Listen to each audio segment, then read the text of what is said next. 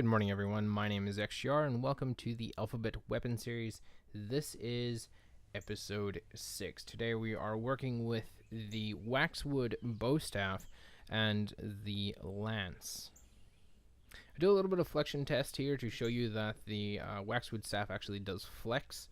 And unlike a hardwood staff, if I actually went ahead and hit this thing on the ground like I do with a waxwood staff, it would break or at least splinter.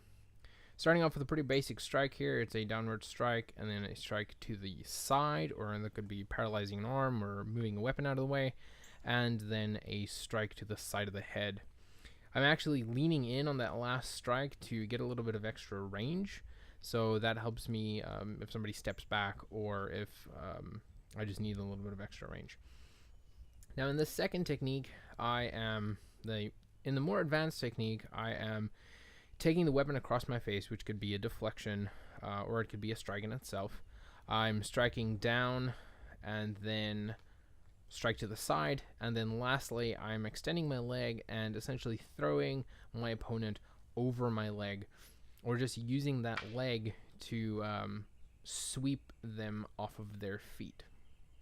I'm going fairly high, I'm going right above the knee, but you can actually go a lot lower. You don't need to go that high.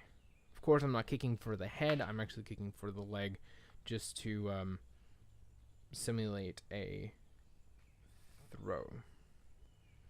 Now in this, I'm actually striking the ground, and then you can actually see on this sideways how I reach in, the side view, how I reach in with the bow staff and actually get a little bit more range.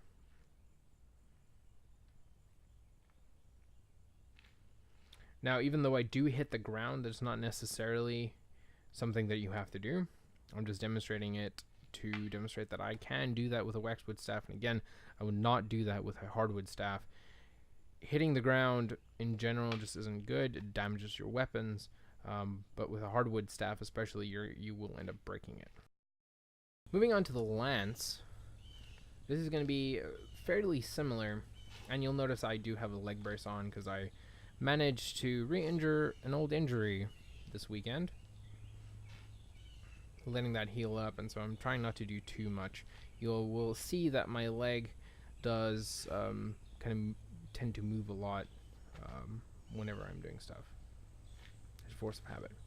Okay, so as you can see, I'm striking down. I'm actually stopping this because I do not want to hit a steel or an iron tip to the ground. It would damage the edge of the blade, as well as the shaft itself, because the shaft, I believe, is made out of pine. So you can see that I am striking again to the body, trying to get that weapon out of the way with that second strike, and then to the head. And that strike to the head can also be to the neck. It's not necessarily that I have to go to the head. When you do knock the head back, the head is a major part of the center of balance. Your head's pretty heavy, it weighs around, I believe, 8 to 10 pounds, and so once your head tilts back, that actually does give you a little bit more control over your opponent if you can get their head back. It makes throwing them a lot easier.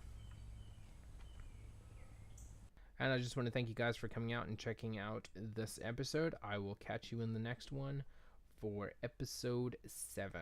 Have a good one. Bye-bye.